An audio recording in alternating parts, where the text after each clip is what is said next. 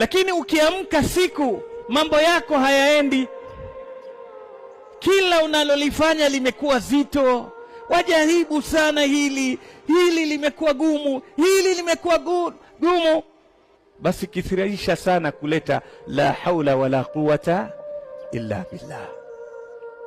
Hakuna mwenye nguvu wa kupeleka mambo isipokuwa nani? Allah. Hakuna mwenye mbinu bora isipokuwa Allah. Sema la haula kwa wingi. Ukikwama mahali sema la haula wala quwata illa billah. Maal asaf, la haula sisi ni dhikri ya kujuta, si ndio? Baada umefeli, Sheikh, tuliadiana asubuhi tuna mkutano, mbona ukuja? La haula wala quwata. Si mali pake.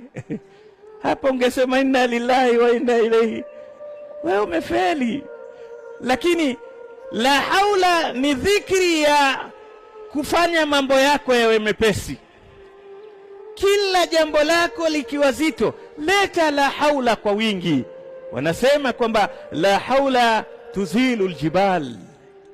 Na siku ukiamka riziki yako imekuwa ngumu, biashara haiendi, sijui chakula ya kusumbua, hili, kithirisha istighfar. Leta istighfari kwa wingi. Katika matatizo, mambo umekuwa magumu, la haula wala quwata illa billah. Riziki imekuwa chache, kithirisha kuleta nini? Astaghfirullah wa atubu